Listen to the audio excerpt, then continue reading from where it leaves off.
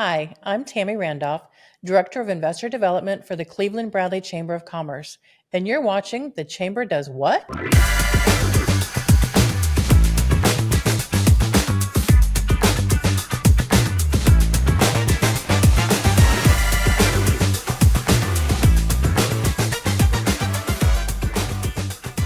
Our special guest is Keith McAfee.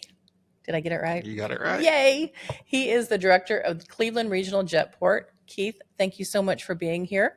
It's my pleasure. Now, how long have you been at the Jetport? You're regionally new. Yes. So I am a Tennessee boy, and I am from here, the area, but I've been officially with the city of Cleveland running the Jetport since December 4th of last year. So You're almost at a year. I'm almost at a year.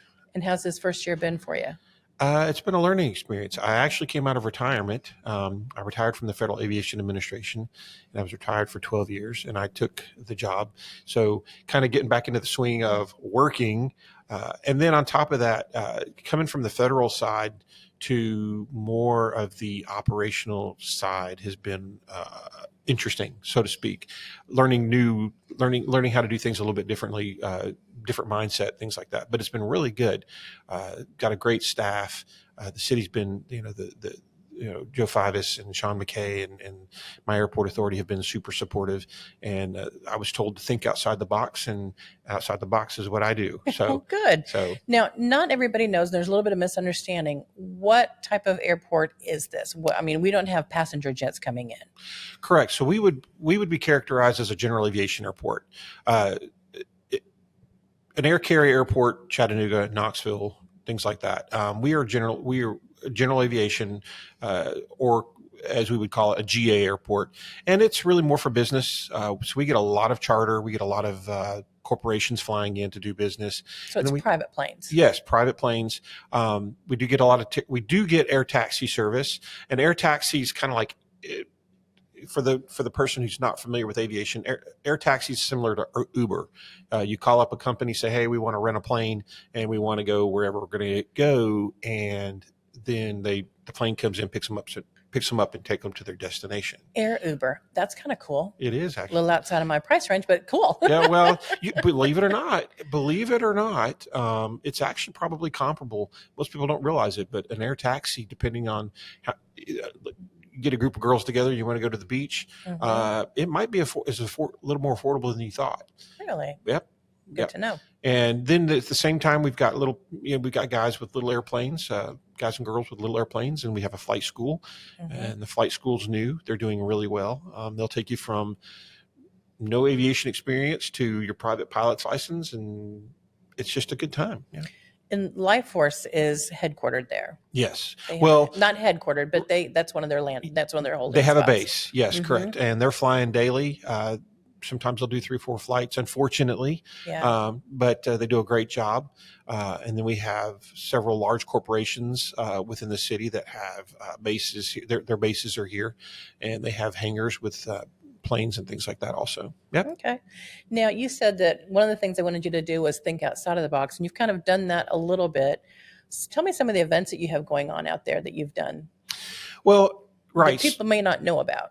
Right. So one of the things that I wanted to do with this airport is the unique characteristic of our airport is the fact that we aren't an air carrier airport. So we have the opportunity to kind of open the doors a little bit and invite people in.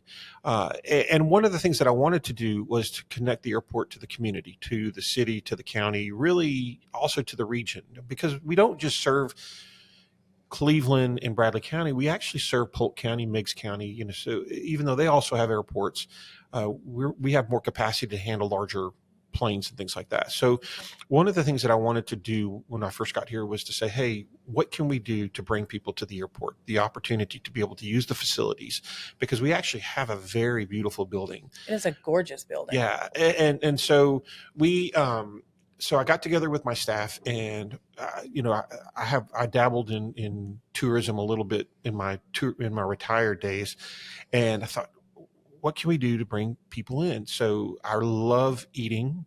So I thought, man, we could do food truck events. Well, airports, a lot of smaller airports like ours will do what we call fly-ins, and fly-ins are very similar to car shows, if you will, and it's all about airplanes. They're not quite air shows. There's not as much paperwork to do, but Mm-hmm.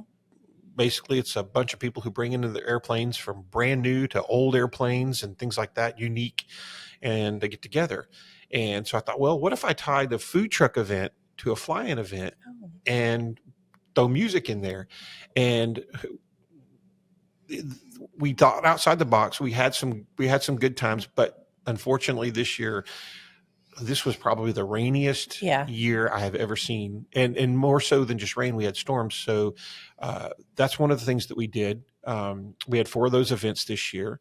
I'm not sure if we're going to do them again next year in the summer, because it's 90 degrees at the end of the day on Yeah. a concrete's a little tough. But Hey, you could do a fall Friday fly-in and have all the F's and have the alliteration. It'll go flying by. food, yeah, we did Friday food truck fly-ins, so we could add fall Friday food truck fly-ins. But the problem is we don't want to mess with football. So Oh, yeah. so we're going to think through that. But what we are doing coming up on the 26th of this month is we're going to do an event called Halloweens.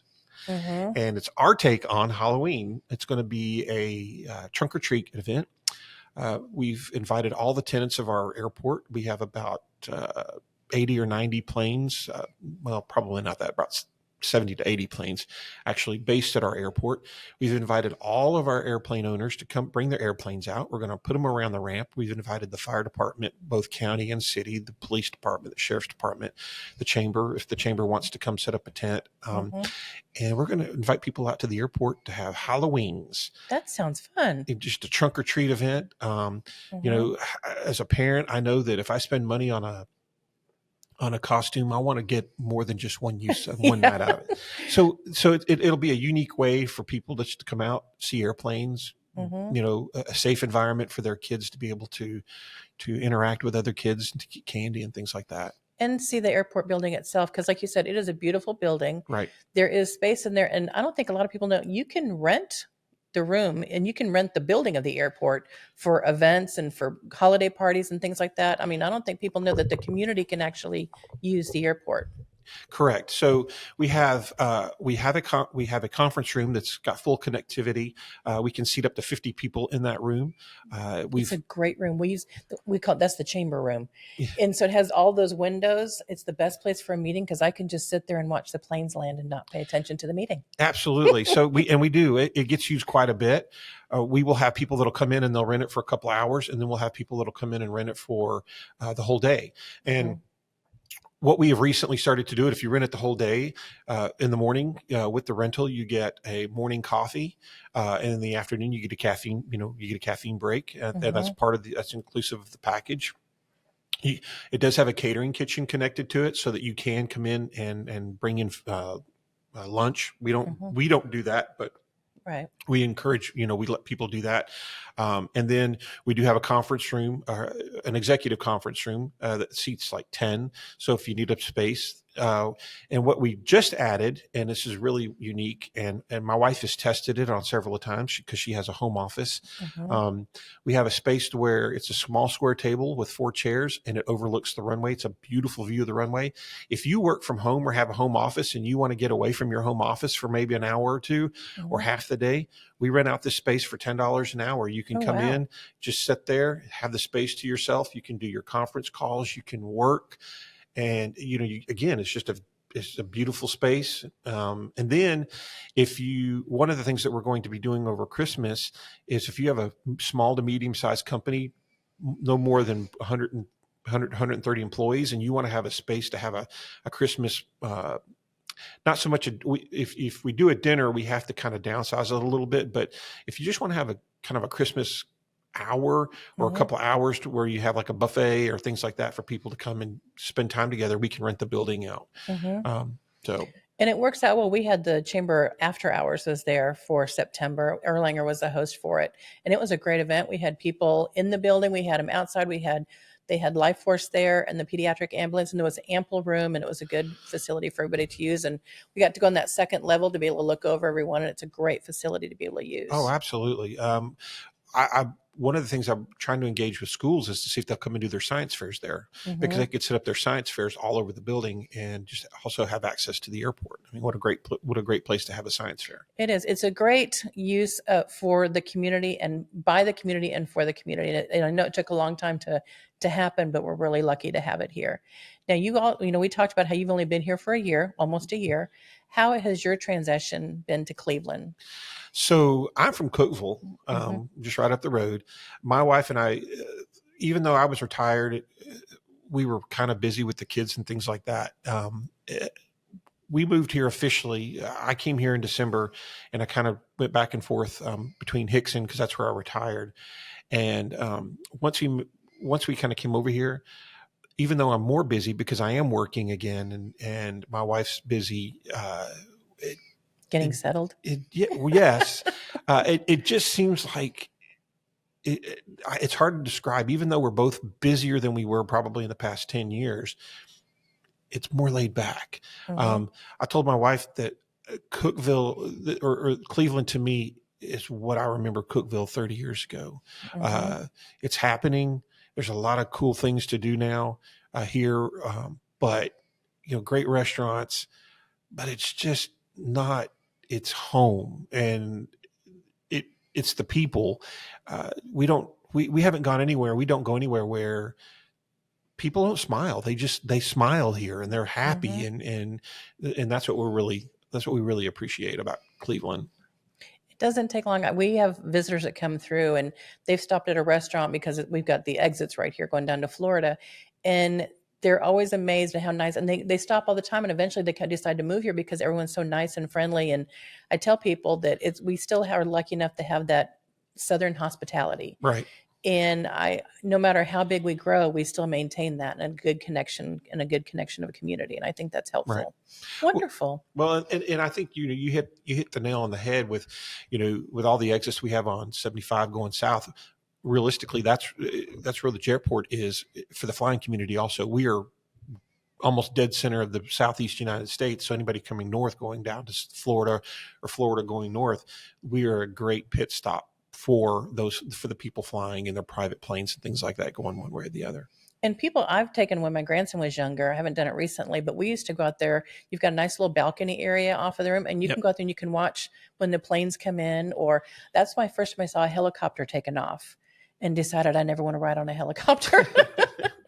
That was a little nerve-wracking. Right.